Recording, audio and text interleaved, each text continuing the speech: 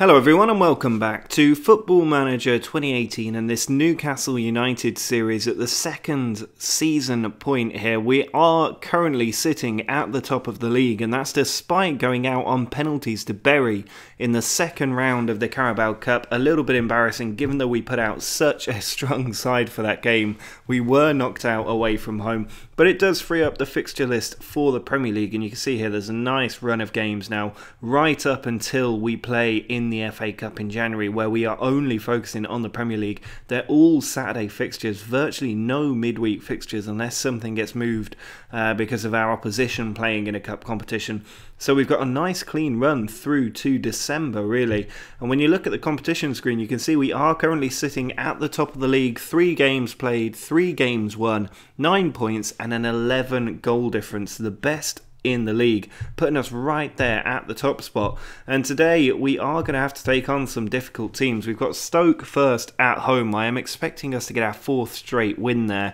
Then we're going away to Crystal Palace. That will be a tough game before we take on West Brom at home as well. There's no reason why we can't get 3 wins from those games, and bearing in mind the matches to come after that against Spurs, Arsenal, City and Chelsea, that is going to be an incredibly tough run of fixtures. So we need to make sure we're at our best for this game against Stoke. I'm going to put out a strong team for this one.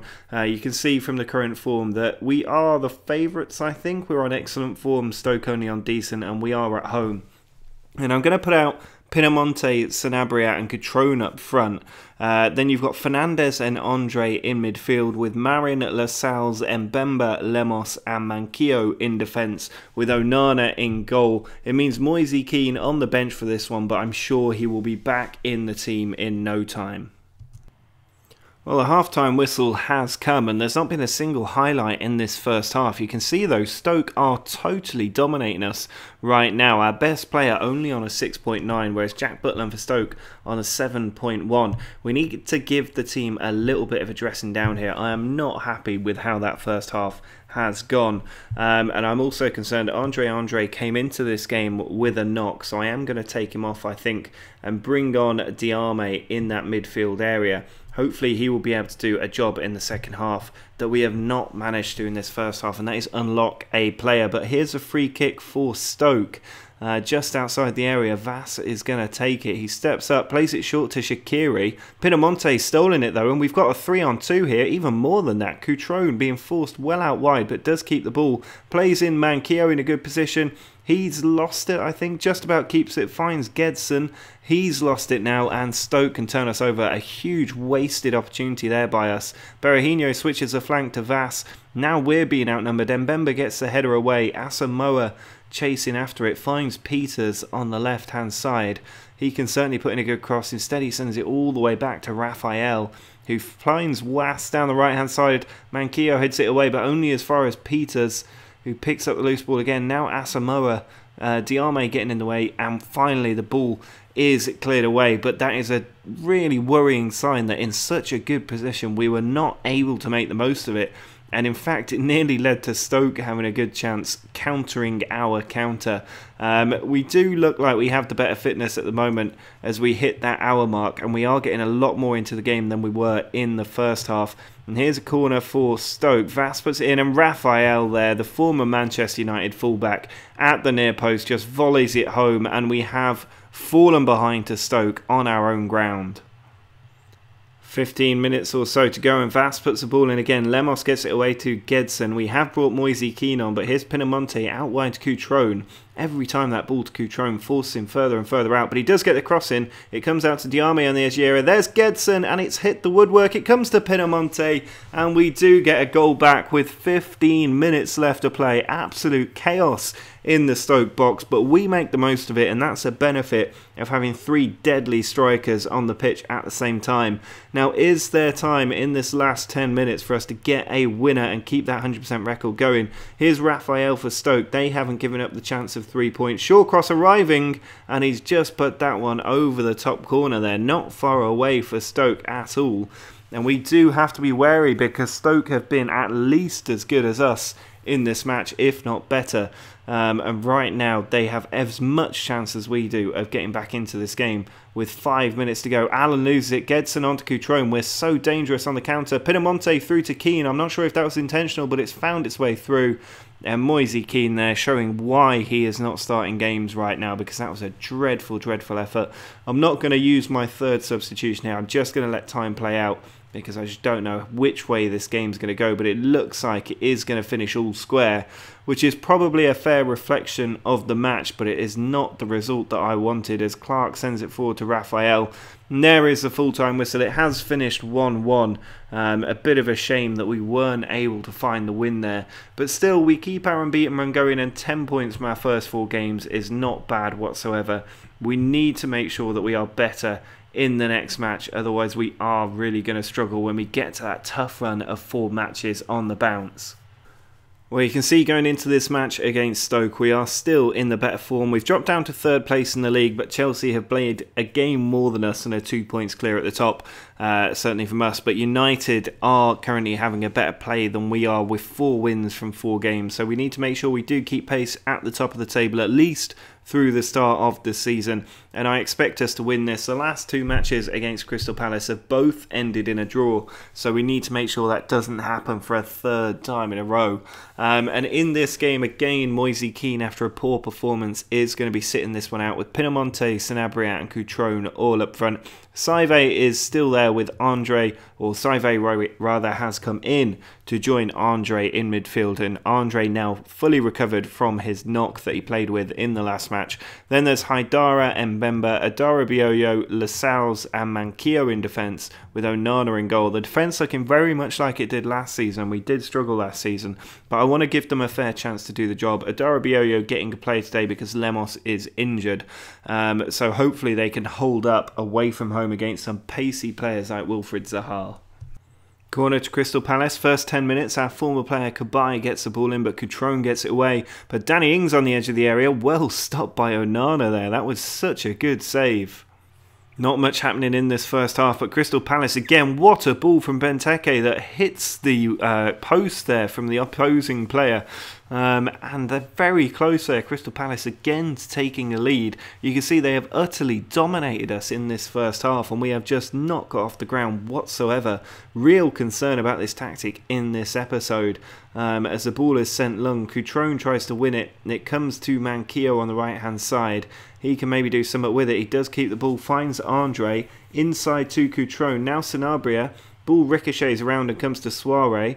Mistake in the defence there, nearly messed up the chance for Crystal Palace. Cabaye sends it forward, and Mbemba with a good header, but straight to Mihailovic. Now it's Loughton coming down the right flank for them. He puts the cross in early, but Onana comfortably able to pluck that one from the sky. And I think really the highlight here was centred around that mistake in defence for Crystal Palace. But we've got another chance here with Cutrone. He could slip the ball down the right there. Instead he crosses it in towards Pinamonte. Cleared back to Andre. Now Manquillo puts the ball into Sanabria. Good touch and a brilliant finish there. Brought it down so well and drilled it into that bottom corner. And I think that's our first shot on target in this game. And we have stolen a lead away to Crystal Palace, who've been utterly dominant in this first half. And yet we find ourselves in front. Nearly half time. 1 minute of added time to go. Hennessy sends the ball forward to Loughton. Crystal Palace, do they have a sting in the tails? Loughton skips the tackle, but it's straight to Onana. Just 40 or so seconds left to play. Can he get the ball forward? He does boot it, and it's looking for Pinamonte, who finds Haidara with the header. Now Saive puts the ball inside, but well cleared by Dan. Comes to Benteke, on to Danny Ings. He's got players to his left. Soare puts the cross in early, and it's going to go all the way to Benteke at the back stick. He plays it back to Loughton. Ball drilled in, well cleared out by the defender there. Soare chased it down with 6 seconds left to go, and Cutrone has stolen the ball here. Plays it in behind, and Pinamonte is in on goal. Can he make it 2? He went for the shot a little bit too early there, and that was the final act of the first half. But they've done very well, the team here, to steal a lead from under Crystal Palace's nose. But if this continues in the second half like it did in the first, we will lose this game. Well, Andre has picked up a game-ending knock here, which isn't ideal.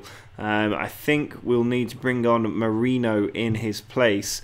Just to do the job as a ball-winning midfielder. Maybe Fernandes would be a little bit better suited to that role, but I want Marino to get game time. I don't want him to become unhappy, and you can see when that little substitution flashed up at the top left, he is a hard-working midfielder, which is what you want in the ball-winning midfielder role. So hopefully he'll be able to do that job as well as Andre does. But I'm a little bit concerned about Andre's fitness, given he already had a knock and now he's picked up a full injury. Less than 20 minutes to go in this game, and it's definitely been dead in the last 20 minutes. Neither us nor Crystal Palace having shots on goal. Going in with 10 minutes left to go, I am just going to try and make a change here in the last 10 minutes. I think we can maybe give Moise Kean another run out up front, possibly for Pinamonte. And I also want to give Jack Colback a run, which means we can swap Colback and Marino around so they're in better suited positions for the last 10 minutes of this one. Just a couple of minutes of normal time to go. It looks like we're going to see this out, although 5 minutes of added time is a little bit worrying. Can we see out the last little bit and get an absolute steal today? Benteke's headed down to Harao, is cleared away, and Sanabria is onto it. He puts the ball over to Cutrone, a ball in behind to Moise Kean here. He's in a good position, but can't, or doesn't have time rather, to finish a chance, and it has finished 1-0 to us, which is an absolute steal of a result to have beaten Crystal Palace away from home like that. Absolutely brilliant. Means that we get another win on the board, taking us to 13 points in the Premier League now. As we get to this point, Andre out for, I think, 3 weeks. I am going to send him to a specialist to make sure he gets the best treatment and comes back as soon as possible. But it creates an opportunity for Colback and Marino to get some game time. But as things stand, we are back at the top of the league, and it's only Manchester United that can stop us sitting there at the end of the 5th game week if they win their game in hand. Well, Brexit continues to be an issue in Football Manager in the new game, and you can see here the United Kingdom is leaving the European Union, and quite considerately the British government and the European Union have agreed to make their break at the end of the football season, which is really, really thoughtful of them to allow the clubs to get their affairs in order by the end of the season. We don't know what the rule changes are going to be, but they will be announced in the coming weeks. So as soon as we know what is happening with Brexit in the game and the impact it will have on a team that is not very British at the minute, it's going to have a huge impact on what we do in January, ready for the end of the season. And we are going to have to start scouting some British players if there are going to be work permit issues. Well, the final game of this episode is at home against West Brom. I'm expecting us to get a win in this one, and it's worth noting I am currently in the process of trying to sign 2 England internationals, which will certainly help our quota, because looking at the team at the moment, I can only see Lascelles in the team who is actually English or British, which could cause us problems. There is Colback on the bench, but other than that, we are few and far between on English players. Woodman as well, of course, making up the quota there, but we do need to get some players in, especially looking forward to Champions League matches where we will need an English contingent in the squad. So if we can bring a couple of players in for reasonably cheap prices, I only want to bring in players who will help the first team or support it. I'm not going to bring in Deadwood because I like to keep a trim squad. So going out for this one against West Brom, we've got Moise Kean getting his first start for a while. I want to see him impress me today. Sanabria and Cutrone are alongside him. We've then got Fernandes and Marino playing in midfield, with Marin, Lemos, Mbemba, Lascelles and Manquillo in defence, and Onana in goal. Well, West Brom get the game kicked off. Nyom sending the ball forward to Phillips. I am expecting us to win this one a little bit more comfortably than how we beat Crystal Palace, but ultimately 3 points are 3 points, and I'm not going to be too concerned about how we get them. I want to see us make a good start. We've had terrible first halves in the last 2 games and brilliant second halves. We need to make sure that we kick off the game in the right way, and here's Kean onto Sanabria. Excellent diagonal ball to find Manquillo. He's got players at the back stick, he puts it across. Kean arriving has hit the crossbar there, and that is a lot better from our record club signing. We need to see him getting goals like he did in his first few games. He dropped off a little bit, but I'm hoping that that is a sign of more brilliance to come in this game. Sanabria and Cutrone both been doing well, as has Pinamonti, who actually won the Young Player of the Month award last month. So hopefully that will continue. But I do want Keane to really become the future of this club and become one of its best players. We've got a knock here to Marin, and I think I'm going to take him off just because we've got Haidara sitting on the bench. And as a like-for-like change, there's no point letting him stay on and get further injury. But going into half-time, it looks like it is going to be a dead rubber, although we have at least been competitive, which is a step up from where we've been in the last few games. I'm going to tell the team I'm not happy so that we do get a reaction from the players. And now going into the second half, we need the players to really pick up their performance. You can see the front three struggling in their average rating, just 6.4s for Sanabria and Keane. And given that Keane hit the crossbar, is a very, very low rating with about 40 minutes left to play. It looks like West Brom do have slightly better fitness perhaps, or maybe it's just their back end that is a bit fitter. Sanabria picking up a knock as well. I do not want to risk that whatsoever, so we're going to take him off for Pinamonti, as West Brom have the highlight with Jakob bringing the ball into the centre of the pitch, sends it back to Mandy. Now Livermore onto Phillips. He's got players in the box, and Bemba gets it away only as far as Baker. Now Nyom, well tackled by Gedson Fernandez. He finds Lemos, boots it down the field, and Moise Keane is there. He's in a good position as well. He's got support with Sanabria, plays the ball into Cutrone, big tackle by the defender, comes to Manquillo, still three across the box. It comes to Manquillo again, trying to find Sanabria, and he has got the header in. The last action of his game is nodding the ball past the keeper, and we do have that 1-0 lead and the breakthrough. A bit of fortune about the ball keep coming back to Manquillo, but 1-0 up now. Sanabria comes off for Pinamonti, and hopefully he will be able to build on what Sanabria did and extend this lead a little bit further, because it's still in a knife edge despite West Brom not actually having a single shot on target. Now I am going to make one more change. I'm going to bring Saive on because he's such a good player in the middle of the pitch for us, and it will give Fernandez a little bit of a rest, just giving us that fresh legs. Here's Lemos with a free kick, the centre back, and he finds the top corner. He is a set piece specialist, and he's shown it there with a beautiful free kick rocketed into the top corner for 2-0, and that will be 3 more points surely in the bag for us, as West Brom struggle to get anything from this game. They've only had the one shot, now 2 shots on target. And with 4 minutes of added time, Foster sends the ball long and forward. Good header by Lascelles. It comes down to Wood. He's got players over, including Chadley.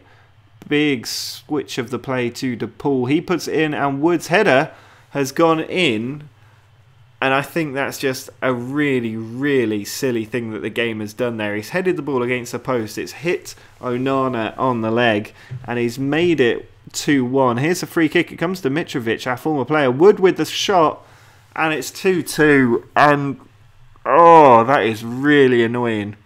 We were looking home and dry at 2-0, and suddenly Chris Wood has got 2 goals in the last 4 minutes of the match and turned it around, and that's surely going to be the last act of the game as Chadley sends the ball forward to Wood, unless he's about to get a hat-trick. He tries to switch a play, it's going to go out of play, and that's the full-time whistle, and that is just dreadful. We've conceded in the 90th and 94th minute. West Brom, of all teams, have done that to us at home, and that was just unacceptable from the squad.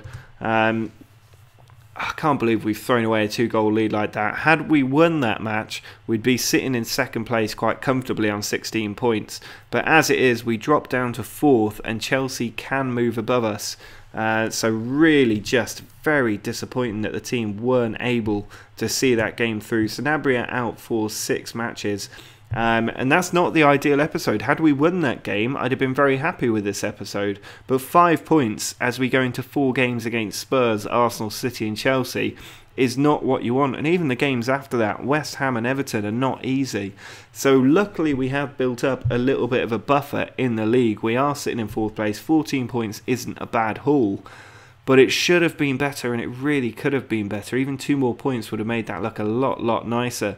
We are still unbeaten at the moment, though, which is something we can hang on to. I'm not sure how long that will last, given the teams that we're taking on next. But if we're still in a decent position in and around Europe after those 4 games, with most of the big teams having played, because we've already played Liverpool this season, we could really kick on and do very, very well. So a lot to look forward to. Do drop a like on the video if you enjoyed this unbeaten start to the season, and let me know in the comments if you're using this tactic and if it's working for you. You should also subscribe. The next part of this series will be out in 2 days' time, and the final part of our best player experiment will be out tomorrow. You can also follow me on Twitter and support me on Patreon using the links in the description. But until next time, see ya.